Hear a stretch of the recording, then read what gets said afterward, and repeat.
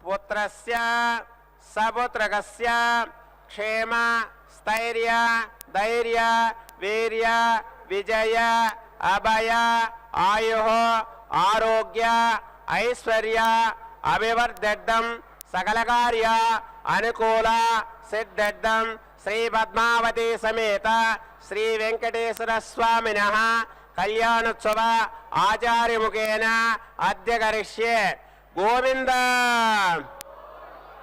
लक्ष्मी रमण गोविंद गोविंद।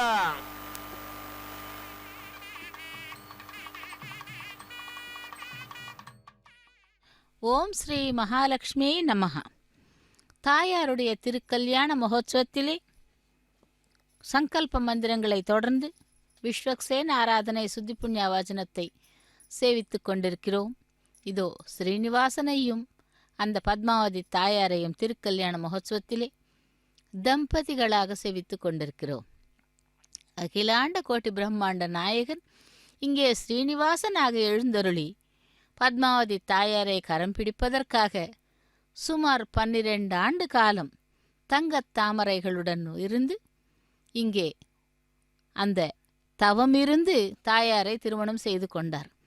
அப்படிப்பட்ட தாயார் இங்கே கஜலட்சுமியாக எழுந்தருளியிருக்கிறாள். எப்படி என்றால், இரு புறமும் யானைகள் அந்த கலசத்திலே, ஒரு கலசத்திலே புஷ்பம், ஒரு கலசத்திலே ஜலத்தை கொண்டு தாயாரை அபிஷேகிக்கும் விதமாக அந்த காட்சி செய்யப்பட்டுள்ளது. திருச்சானூர் பத்மாவதி தாயாரை சேவித்துக் கொண்டிருக்கிறோம். தை மாதம் 17வது நாள் புதன்கிழமை மற்றும் பஞ்சமி திதி அஸ்த நட்சத்திரத்துடன் கூடிய நன்னாளிலே தாயாருடைய திருக்கல்யாண மகோத்சவம் சேவித்துக் கொண்டிருக்கிறோம். சேனா முதலி எனப்படும் விஸ்வக்சேனருக்கு வைஷ்ணவ சம்பிரதாயப்படி பாஞ்சராத்திரமாகட்டும் வைகானசமாகட்டும் அந்த சேனா முதலிக்கு முதலில் கைங்கரியம் செய்ய வேண்டும். அவரை சேவித்து விட்டு பிறகுதான் மற்ற கைங்கரியங்கள் வைஷ்ணவ சம்பிரதாயத்திலே செய்யப்படுகிறது. ஆக திருச்சானூர் பத்மாவதி தாயார் இதோ தங்க சிம்ஹாசனத்திலே கல்யாண கோலத்திலே காத்து கொண்டிருக்கிறார்கள் அந்த சீனிவாசனை கரம் பிடிப்பதற்காக. இந்த தாயாரானவள் எப்படி என்றால், அனைத்து விதமான சக்திகளையும் கொண்டவள். அஷ்டலக்ஷ்மிகளாக தனலக்ஷ்மி, தானியலக்ஷ்மி, தைரியலக்ஷ்மி, விஜயலக்ஷ்மி, வித்யாலக்ஷ்மி, சந்தானலக்ஷ்மி, சௌபாகியலக்ஷ்மி என்று அந்தந்த இடத்திற்கு தகுந்த போல் நாராயணனுடைய நாமத்திலே தன்னையும் சேர்த்து கொண்டு இவள் பகவானுடன் சேர்ந்து அருள் புரிகிறாள். இதோ அப்படிப்பட்ட தாயாருடைய திருக்கல்யாண மகோத்சவத்திலே கலசாராதனை சுத்தி புண்ணியவாசனம் இந்த கைங்கரியத்தை அர்ச்சக சுவாமி ஆராதனை செய்து கொண்டிருக்கிறார். மாதர் நமாமி கமலே கமலாய தாக்ஷி ஸ்ரீ விஷ்ணுஹுத் கமலவாசினி விஸ்வமாதா என்றால், மகாவிஷ்ணுவிற்கு உள்ள ஏராளமான பெயர்களிலே ஸ்ரீனிவாசா என்ற பெயர் எதற்கு ஏற்பட்டதென்றால், ஸ்ரீ அங்கே சேர்ந்திருப்பதால் தான் ஸ்ரீனிவாசா என்று அந்த பகவானுக்கே கௌரவத்தை கொடுத்து ஸ்ரீயுடன் சேர்த்து ஸ்ரீனிவாசா என்கிறார்கள். அப்படிப்பட்ட ஸ்ரீனிவாசன் தயாபரன். அவனுக்கு பாரியையாக துணைவியாக வந்த இவள் தானும் கூட பக்தர்களை அனுகிரகிப்பதற்காகத்தான் இந்த திருச்சானூரிலே சுகமகரிஷி தவம் செய்தமையால் திருச்சுகனூர் என்ற ஊர் ஆனது திருச்சானூராக மருவி இதோ இப்பொழுது நாம் சேவித்துக் கொண்டிருக்கிறோம். வேத மந்திரங்கள் மங்கள வாத்தியங்களுடன் திருக்கல்யாண மகோத்சவம் ஆரம்பமாகிறது.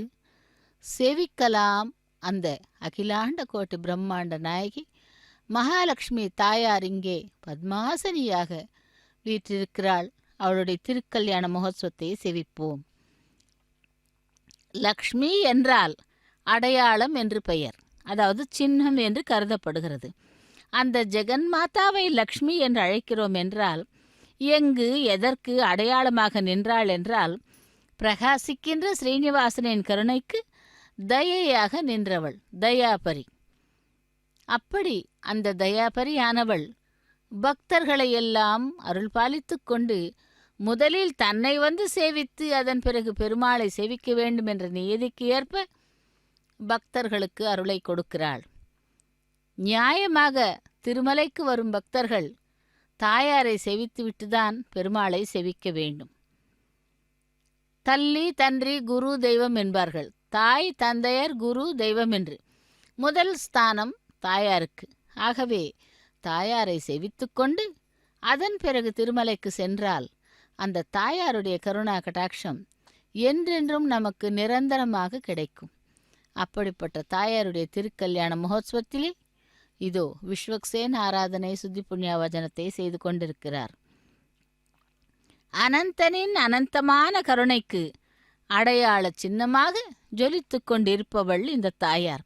சத்தியமாய் நித்தியமாய் நிரந்தரமாய் ஒளி கொடுத்து கொண்டிருக்கும் அந்த அச்சுதனின் ஆனந்தத்திற்கு அடையாளமாக பிரகாசித்து கொண்டிருக்கிறாள். சாக்ஷா ஸ்ரீ மகாவிஷ்ணுவின் வக்ஷஸ்தலத்திலே ஸ்ரீவத்சம் என்கின்ற சின்னமாகவும் அந்த சுவாமியின் அற்புத ஆச்சரியமாகவும் அமிர்த தத்துவமாகவும் ஆனந்தமாகவும் தயை மிகுந்தவளாக இருப்பாள்.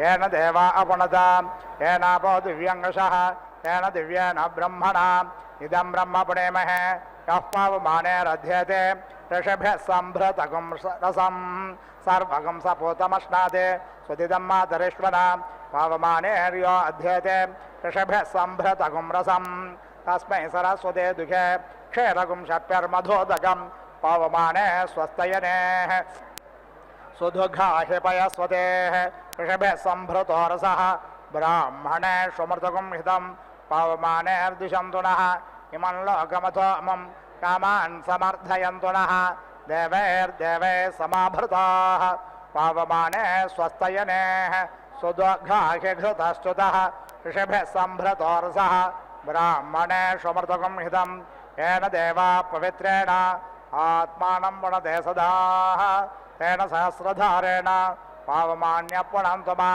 राजापत्यं पवित्रं शतोद्यामगुं हिरण्मयं तेन ब्रह्मविदो वयं भूतं ब्रह्म पुणेमहे इन्द्रसुनेते सह मा पुनातो सोमस्वस्त्यावरुणः समीच्या यमो राजा प्रवृणाभिः पुनातु मा जातवेदामोर्जयन्त्या पुनातो भोर्भुवस्वः तच्छंयोरावृणेमहे गातुं यज्ञाय गातुं यज्ञपतये देवे स्वस्तिरस्तु नः स्वस्तिर्मानुषेभ्यः ऊर्ध्वञ्जगातु भेषजं षण्णो अस्त्वद्विपदे षञ्चतुष्पदे ॐ शान्तिः शान्तिः शान्तिः.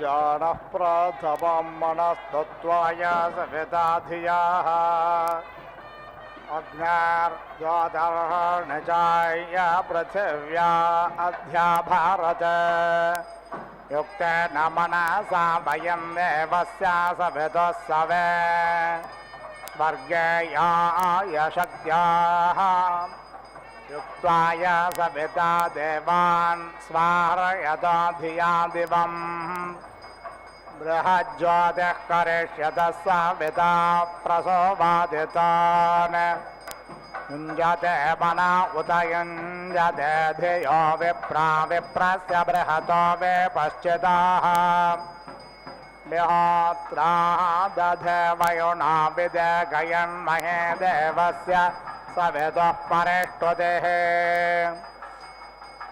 युजपां ब्रह्मा पूर्व्यन्नमोऽभिर्विश्लोकयेतुपथ्येव सूरेः शृण्वन्तु अमृतस्य पुत्रा आयधामानि दिव्यानि तस्थुः यस्य प्रयाणमन्वन्ययद्ययोर्देवा देवस्य महिमानमोजसा यः पार्थिवानि विममे स यता सौरजाग्रसि देवस्य मितामहित्वना देवा सवितः प्रसोभयज्ञं प्रसोभयज्ञपतिं भगाय दिव्यो गन्धर्वके तपोकेदन्नः पुनातु वाचन्नस्मदतु यमन्नो देवसवितर्यज्ञं प्रणय देवो यज्ञ सख्यविदग्ग सत्राजितं धनजितग्गस्वर्जितम् ऋचास्त्वमज्ञसमर्धय गायत्रेण रथं तरं बृहद्गायत्र वर्तने स्वाहा देवस्य त्वा सवितः प्रसवेश्विनोर्बाहुभ्यां पोष्णहस्ताभ्याम्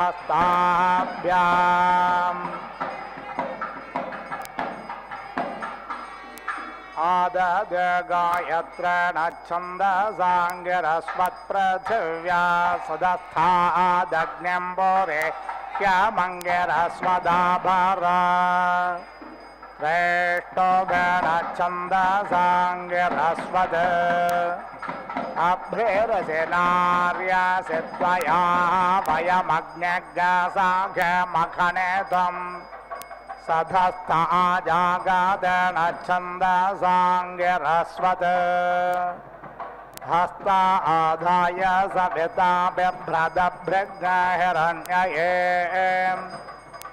अग्न्यार्जातवर्णिजाय पृथिव्या अध्याभारदानुष्टभेन छन्दसाङ्गिरस्वत् प्रदोहर्तं वाजिन्नार्द्रवरेष्टमनोसम्पदम् विविधे जन्म परममन्तरिक्षेतवनाभिपृथिव्यामधियो निरित युञ्जोधारासाभैवमस्मिन् यामे वृषन्वसो अग्निं भरं दमस्मयम् योगे योगे तवस्तारं वाजे वाजे हवामहे सखाय इन्द्रमोदये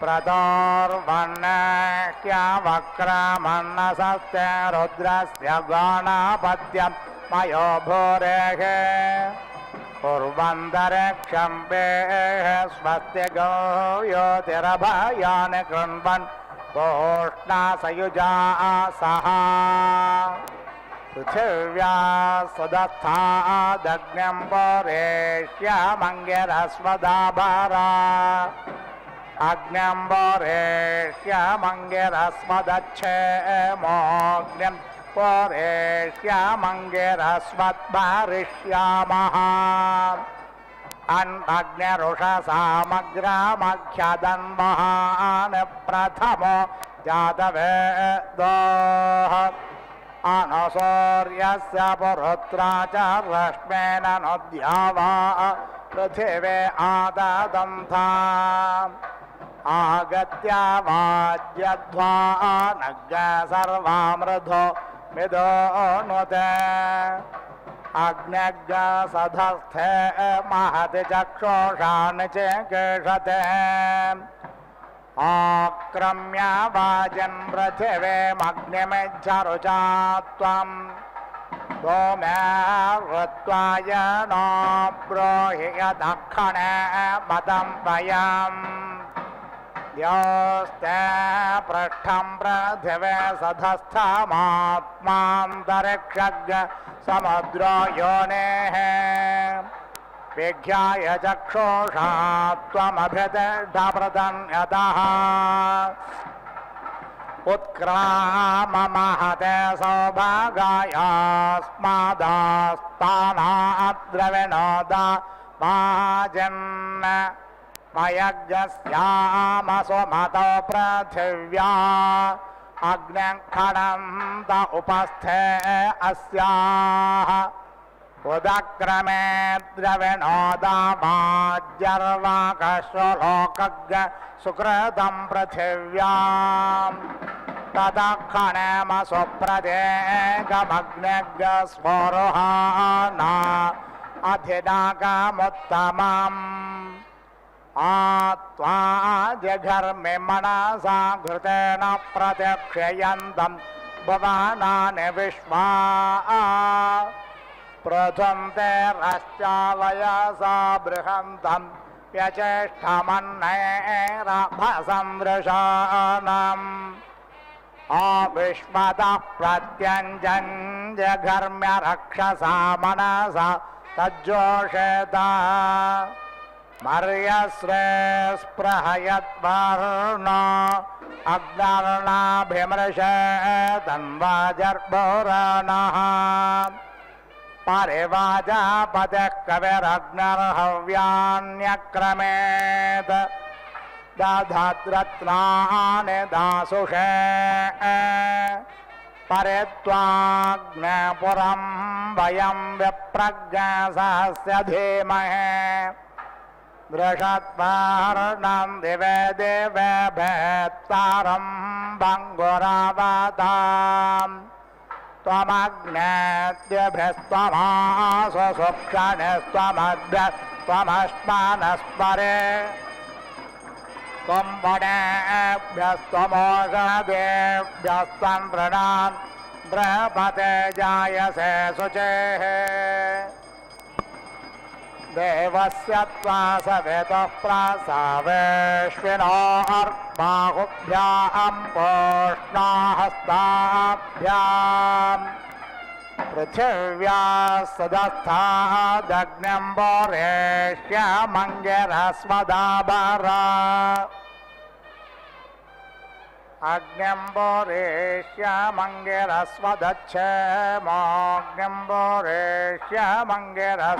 अग्न्यम्बोरेष्यमङ्गिरस्वदच्छेमोऽग्न्यम्बोरेष्यमङ्गिरस्वद्भरिष्यामः देवस्य त्वा सवितुः प्रसवेश्विनोर्बाहुभ्यां पोष्णाहस्ताभ्याम्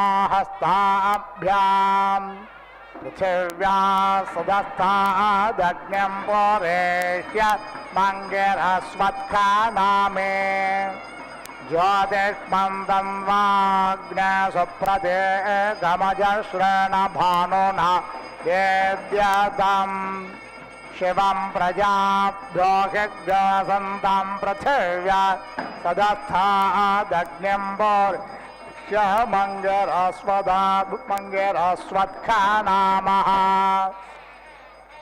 अपां पृष्ठमसि योनिरग्नः समुद्रमभितप्पिन्वमानं वर्धमानो महा आजपुष्कर दिवो मात्रयावरिम्ना प्रधस्व शर्मा जस्थो वर्मा जस्थो छिद्रे बहुले उभे व्यचस्वते संवासाधां भृतमग्न्यम्बोरेष्यम् संवासाधागस्वर्विदा समेचे उरासात्मना अग्निमन्तर्भारिष्यन्ते ज्योतिष्मन्दमजस्रमिते पुरेष्यासि विश्वभारा अथर्वा त्वा प्रथमो निरामन्थदग्ने त्वामग्ने पुष्करादध्यथर्वा निरामन्थदा मोर्ध्वा विश्वस्य वाघतः तमत्वादध्यं वृषपुत्र एधे अथर्वणः रुद्रहणं पुरन्दरम् तमोत्वाभाव्यवृषासमेदस्योऽहं धामं धनञ्जयग्रणे रणे सेदाहो दश्ववो लोके चिकित्वान् साधयो यज्ञ स्वकृतस्य यो नो एवावेर्देवान् हविषाय जास्यग्ने बृहद्यजमाने वयोधाः निहोता दृषदने विधानस्त्वेषोदे दिवा असदस्सु दक्षाः अदब्धौ रथप्रमदर्वसिष्ठः सहस्रम्बर सुचे जिह्वा अग्नेः सग्गसे दश्व महा आसे शोचस्व देवविता महा धूममग्ने अरुषं मे यद्यसृज प्रशस्तदर्शतम् अपो देवेरुपसृज मधुमतेरयक्ष्माय प्रजाभ्यः तासामास्तानादुज्जेहत मोषधय स्वपिप्पलाः सन्देवायुर्मातरेष्मा दधातोत्थानाय हृदय यद्विकस्तम् यो देवानाञ्चरस्य प्रणथेन कस्मै देव वषालस्तुभ्यम् सुजातो ज्योतिषा सह शर्मवरोधमासादत्स्वाहा आसो अग्ने विश्वरोपज्ञ संयायस्व विभावसो उदोदिष्ठस्वध्वरामानो देव्या धिया दृशे च भासा बृहतासो शुक्पणिराग्नेयाहि सुशस्तिभिः ऊर्ध्व ओषुण ऊत ये तिष्ठा देवो न सविता ऊर्ध्ववाजस्य सनेताय दञ्जभर आगद्भर विह्वयामहे स जातो गर्भो असिरोदस्योरग्ने चारुर्विभृत ओषधीषु चित्रस्य परितमाग्रस्यक्तोन् प्रमातृभ्यो अधिकनिक्रदद्गोः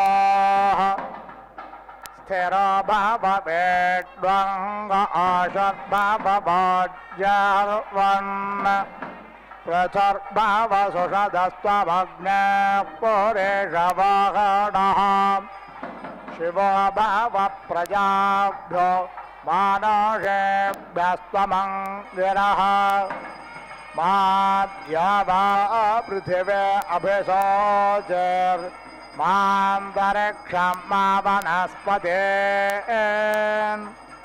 प्रैतो वाजे कणक्रदन्नाना दद्रासा भस्मत्वा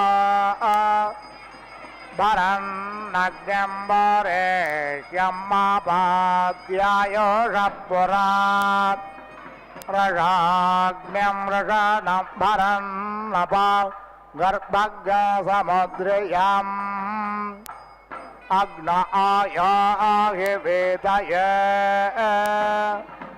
ऋतग् सत्यमग्न्यम्बरेष्य मङ्गिरस्वदाभर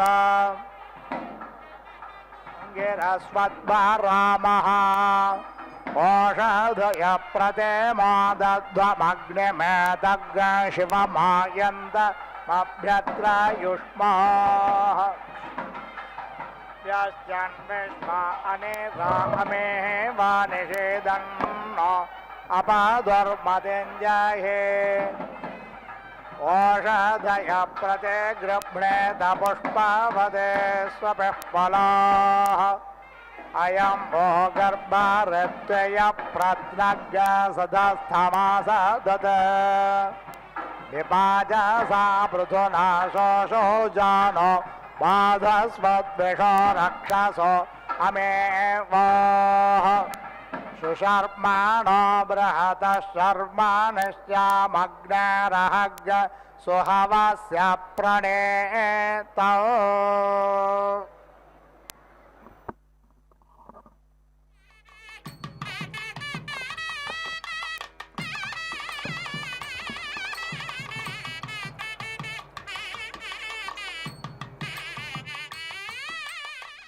ஓம் ஸ்ரீ மகாலட்சுமி நமஹ. தாயாருடைய திருக்கல்யாண மகோத்சவத்திலே விஸ்வக்சேன் ஆராதனை, ரக்ஷா பூஜை, ரக்ஷாபந்தன கைங்கரியத்தை செவித்தோம். இதோ இப்பொழுது சாலங்குருத்த கன்னியாதானம், மகா சங்கல்பம் கைங்கரியங்களை செவிக்க இருக்கிறோம். அந்த மகா சங்கல்பம் என்பது எம்பெருமானுடைய கரத்திலே தாயாருடைய கரத்தினை வைத்து அதன் மேல் மட்டை தேங்காய் வைத்து லக்ஷ்மி நாராயண விக்கிரகத்தை வைத்து அதன் பிறகு பெற்றோர்கள், அதாவது தாய் தந்தையர்கள் அந்த பெண்ணை தாரை வார்த்து கொடுப்பார்கள்.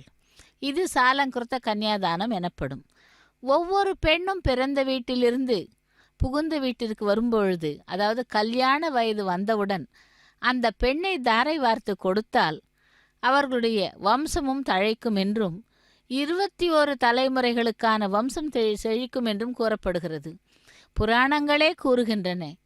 ஆகையால் அந்த தாயாருடைய திருக்கல்யாண மகோத்சவத்திலே இதோ இப்பொழுது மகா சங்கல்பம் சாலங்குருத்த கன்னியாதானம் கைங்கரியங்களை செவித்து கொண்டிருக்கிறோம். அகிலாண்ட கோட்டை பிரம்மாண்ட நாயகனுக்கு நித்திய கல்யாணம் பச்சை தோரணம் என்னும் விதமாக அந்த தாயாருக்கு கூட அப்படித்தான் நித்திய கல்யாணம் பச்சை தோரணம் பாஞ்சராத்திர ஆகம விதிமுறைப்படி செய்யப்படுகிறது.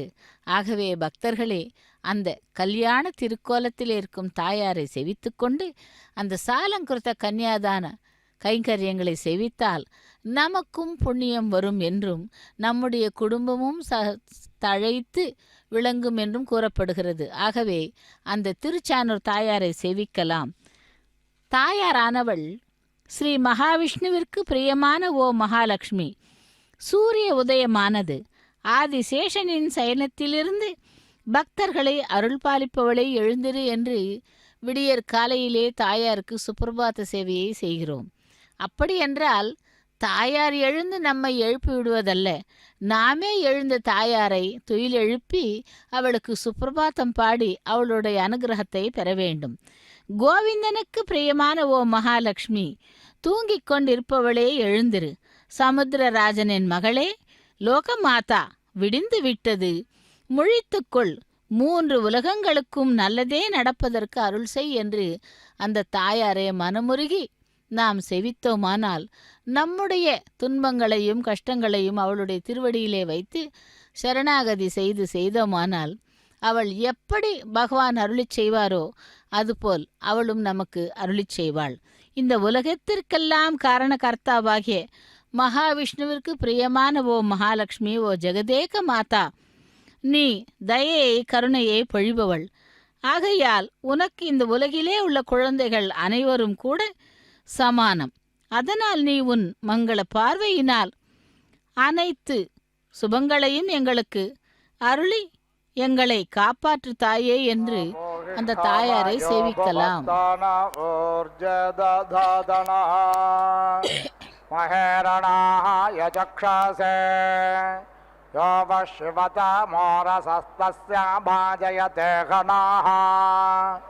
உஷதேரேவ மாதராஹ தஸ்மா அரங்கமாமவோ யஸ்ய க்ஷயாய ஜின்வாதா ஆபோ ஜனயதா ஜனஹ மித்ரஸ்ஸக்ஞஸ்ரஜ்ஜா ப்ருथिवीம் பூமிம் ஜஜ்ஜோதிஷாஸஹ சுஜாதஞ்ஜாதவேதசமயக்ஷ்மாயத்வா சக்ஞஸ்ரஜாமி பிரஜாभ्यः ருத்ரா சக்ஞஸ்ரஜ்ஜா ப்ருथिवीம் ப்ரஹஜ்ஜோதிஸ்ஸமேதிரே தேஷாம் பானுரஜஸ்ரயுச்சுக்ரோ தேவேஷோ ரோச்சதே சக்ஞஸ்ரஷ்டாம் வசோபே ருத்ரேர்தேரே கர்மண்யாம்ருதம் हस्ताभ्यां मृद्वें कृत्वा सेने बाले कृणोदुतां शने बाले शोकपर्दा शोकोरेरा सोपसा सातुभ्यामदिते मह्योघां दधातु हस्तयोः उघां कृणोतु शक्त्या बाहुभ्यामदिदर्ध्यया माता पुत्र यथोपस्थे साग्निं बिभर्तु गर्भ मखस्य शिरोऽसि वसा वस्त्वा कृण्वन्तो गायत्रेण छन्दसाङ्ग्य ह्रस्वध्रुवासे पृथिव्यासे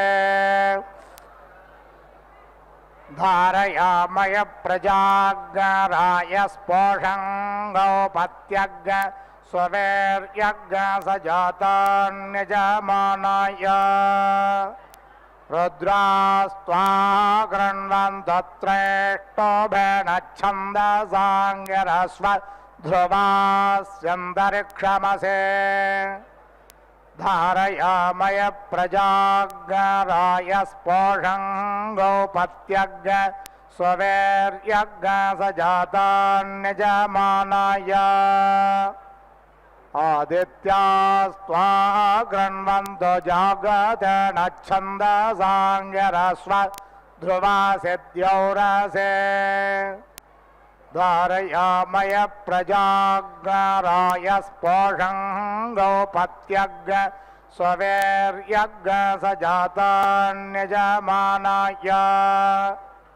विश्वे त्वा देवा वैश्वानराः कृण्वन्त्वानुष्टुभेन छन्दसाङ्ग्यरस्वध्रुवासि दिशोऽसि धारयामय प्रजागराय स्पोषं गौपत्यग् स्ववेर्यग् सजातान्यजमानाय अदित्यैरास्नास्यदेतिष्ठबिलं गृह्णातु कृत्वा यसा महे मुखां मृण्मये योनिमग्नये पुत्रेभ्यः प्रायच्छददेति श्रपयानिते वसावस्त्वाधोपयन्तो गायत्रेण छन्दसाङ्ग्यरस्वद्रुद्रास्त्वाधोपयन्तो त्रेष्टोभेन छन्दसाङ्ग्यरस्वत् आदित्यास्त्वाधोपयन्तो जागतेन छन्दसाङ्ग्यरस्वत् विश्वे त्वा देवा वैश्वानराधोपयन्त्वानुष्टुभेन छन्दसाङ्ग्यरस्वत्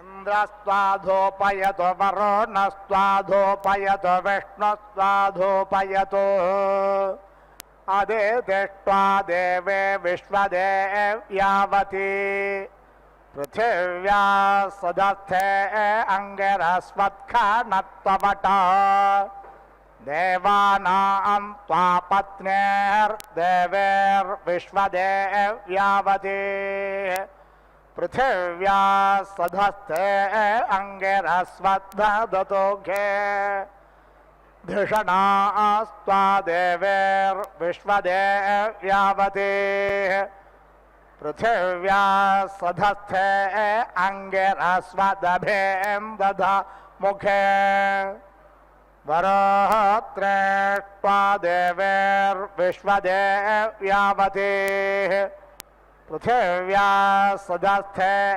अङ्गिरस्वच्छ्रापयन्तोघे गुणास्त्वा देवेर्विश्वदेव्यावती पृथिव्या सधस्थे अङ्गिरस्वत्पचन्तोघे जनायस्त्वाच्छिन्नपत्रा देवेर्विश्वदेव्यावती पृथिव्या सदस्थे अङ्गिरस्वत्पचन्तोघे मित्रस्य जर्षणे धृतो वो देवस्य सानसे द्युम्नं चित्रश्रावस्तमम् देवस्त्वा सवितोद्वपतु स्वपाणिस्वं गुरेस्व बाहुरुत शक्त्या अव्यधमाना पृथिव्यामाशादिश आपृणा उग्धाय बृहते भवोदो तिष्ठध्रुवात्वं मित्रैतान्ता उखां परे दध मेभित्या येषामाभेदे वसावस्त्वाच्छन्दन्तुगायत्र नच्छन्दसाङ्गिरस्व रुद्रास्त्वाच्छन्दन्तु श्रेष्ठोभेनच्छन्दसाङ्गिरस्वत् आदित्यास्त्वाच्छन्दन्तु जागतेन छन्दसाङ्गिरस्वद्विश्वे त्वा देवा वैश्वानरा आच्छन्दन्त्वानुष्ठभेन छन्दसाङ्गिरस्वत् आगोतिमग्निं प्रयुजग्स्वाहा मनो मेधामग्निं प्रयुजग्स्वाहा चित्तं विज्ञातमग्निं प्रयुजग्स्वाहा वाचो विधृतिमग्निं प्रयुजग्स्वाहा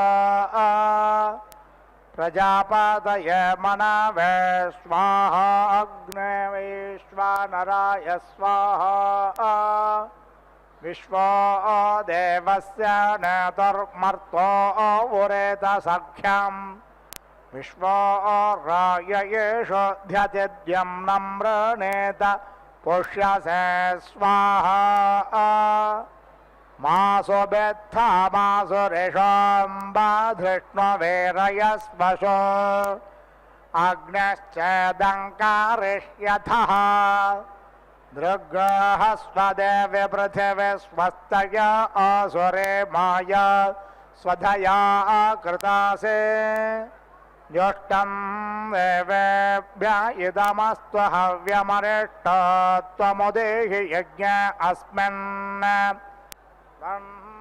सर्पिरासुते प्रत्नोः तावरेण्यः सहसस्पुत्रो अद्भुतः परस्य अधे संवतो वरां अभ्यातरा यत्राहमस्मितां अवा परमस्य अपरावतो रोहिदश्व इह गहि पुरेष्य पुरप्रियोऽग्ने त्वन्तारामृधाः यदग्ने कानि कानि चिदाते दारो निदध्मसे सर्वं ददस्तु ते घृतं दज्जोषस्व यवेष्ठ्यः यदत्योपजह्वे गायत्वम्राते सर्पाते सर्वं ददस्तु ते घृतं दज्जोषस्व यवेष्ठ्यः अहरहर प्रायावम्भरन्तो श्वाय वतिष्ठात् घासमस्मै रायस्पोषेण समिषामदन्तोऽग्नेमाते प्रतिवे सारिषामा नाभा पृथिव्या समिधाने अग्नौ रायस्पोषाय सजन्ताम् अपां पृष्ठमसि योनिरग्ने समुद्रमभितः पिन्वामानं वर्धमानो महां आज पुष्करे दिवो मात्रयावरिम्ना प्राथस्व। ओम श्री महालक्ष्मी नमः। नमस्तेस्तु महामाये श्रीपीठे सुरपूजिते சங்கு சக்கர கதாஹஸ்தே மகாலட்சுமி நமோஸ்துதே என்று அந்த திருச்சானூர் பத்மாவதி தாயாரை செவித்து கொண்டு அவளுடைய திருமாங்கல்யங்களையும் செவித்து கொள்ளலாம். இதோ மாங்கல்ய பூஜை நடைபெற்று கொண்டிருக்கிறது. அந்த மாங்கல்யங்களை சுத்த ஜலத்தால் அலம்பி அதற்கு மஞ்சள் குங்குமமிட்டு புஷ்பங்கள் அக்ஷதை திருத்துழாய் போன்றவைகளால் பூஜை செய்கிறார் அர்ச்சக சுவாமி. ஒவ்வொரு திருமணத்திலும் சரி கல்யாண உற்சவத்திலும் சரி அந்த மாங்கல்யங்களுக்கு சிறப்பாக பூஜை செய்யப்படும். அப்பொழுதுதான் அந்த மாங்கல்ய தாரணம் என்பதற்கு ஒரு நிறைவு ஏற்படும் என்று கூறுகிறார்கள்.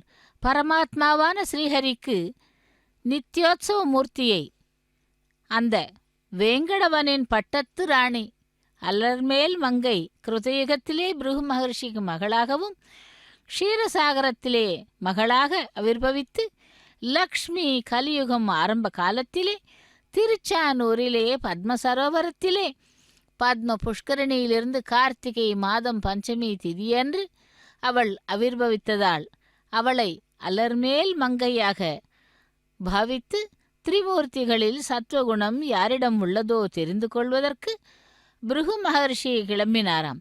சத்தியலோகம் சென்று பிரம்மாவையும் கைலாசம் சென்று சிவனையும் பரீட்சை செய்தார். ஆனால் அவர்கள் இருவரிடமும் ரஜோகுணம் தமோகுணம் மட்டுமே இருந்தது. சுத்த தத்துவ சம்பந்தப்பட்ட தேஜஸ் தென்படவில்லை. சராசரி வைகுண்டம் சென்று பாம்பு படகின் மேல் லக்ஷ்மி தேவியுடன் சரசமாடிக் கொண்டிருக்கும் அந்த ஸ்ரீமன் நாராயணனின் வக்ஷஸ்தலம் மீது காலால் எட்டி உதைத்தான். தன் மார்பின் மீது எட்டி உதைத்தாலும் தேவதேவனான ஸ்ரீஹரி அந்த மகரிஷியை மன்னித்து ஆசனத்தில் அமரச் செய்து பாதாபி வந்தனம் செய்வது போல அவருடைய பாதத்தில் இருக்கும் 3வது கண்ணை அழுத்தி விடுகிறார். ஏனெனில் பிருகு மகர்ஷியின் அகங்காரம் எல்லாம் அந்த 3வது கண்ணில் தான் இருந்தது. எப்பொழுது அந்த கண்ணானது நிர்மூலம் செய்யப்பட்டதோ பிருகு மகர்ஷியின் அகங்காரம் எல்லாம் அடங்கி அந்த தேவதேவனை அனந்த சத்தியமூர்த்தியாக அடையாளம் கண்டு கொள்ளுகிறான்.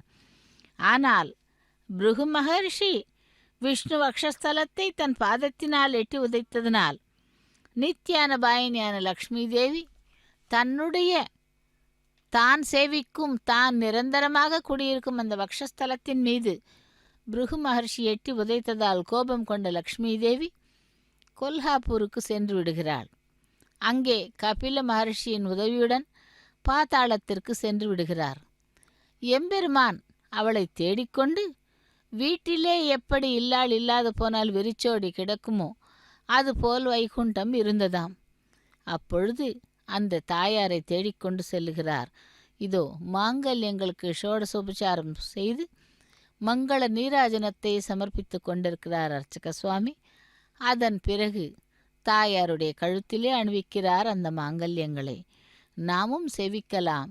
அகிலாண்ட கோட்டி பிரம்மாண்ட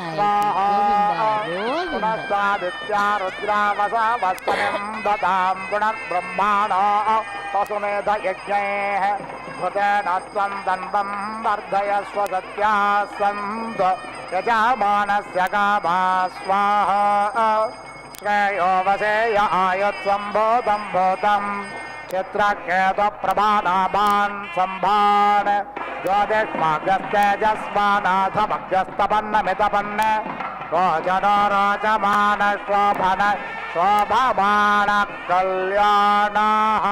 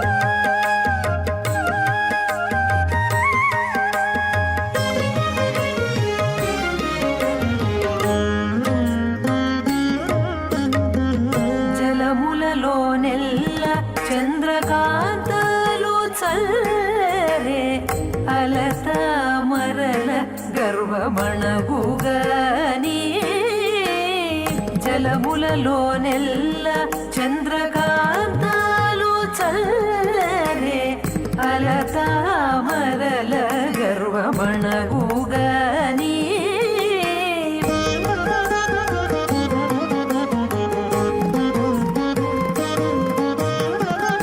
చలపట్టి వనమూల జవ్వాడి వాసించరే మలయు చిలుకలకు మాటు మాదవుగాని చలపట్టి వనమూల జవ్వాడి వాసించరే మలయు చిలుకలకు మాటు మాదవుగాని సుదతికి మీరెదరు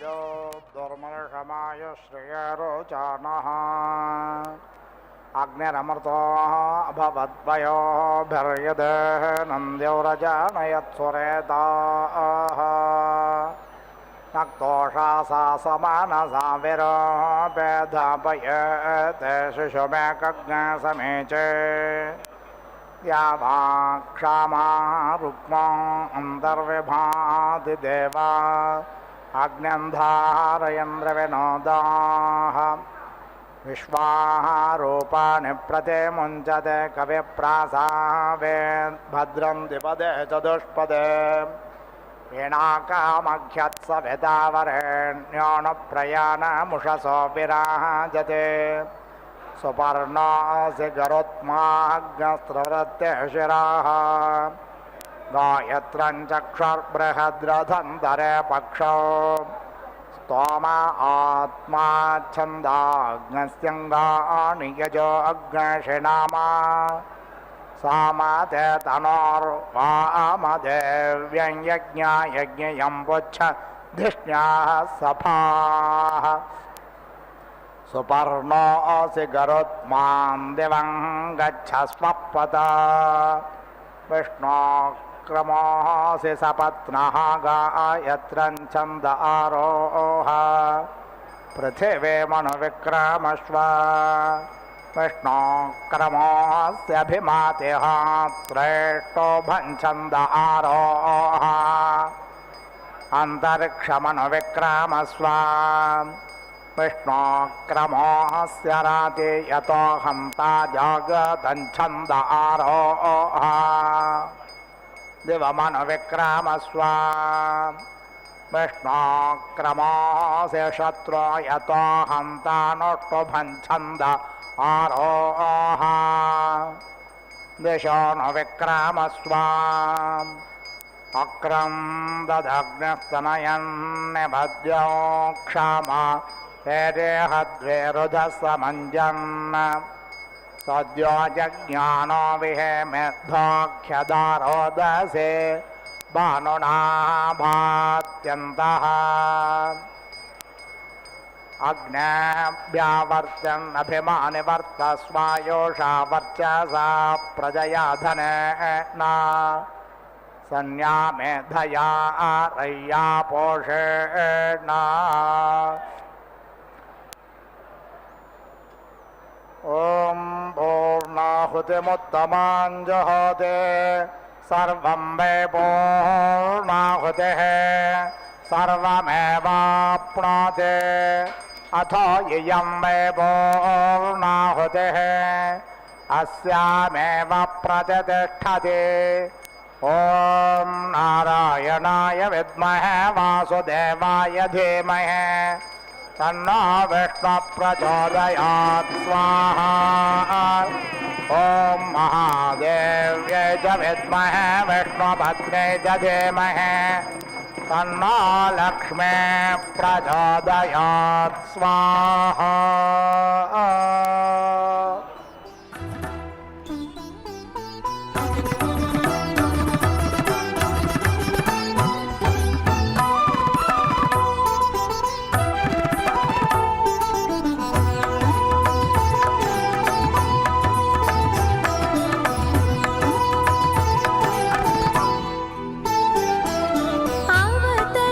అవతరించినావా భూమిలో అలమేలు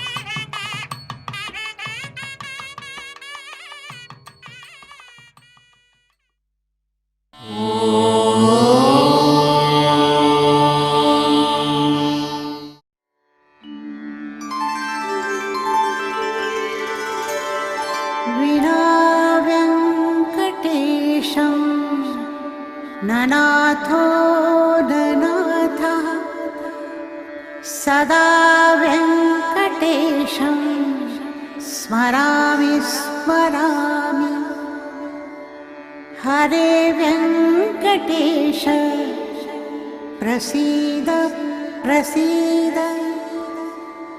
प्रियं वेङ्कटेश प्रयच्छ प्रयच्छ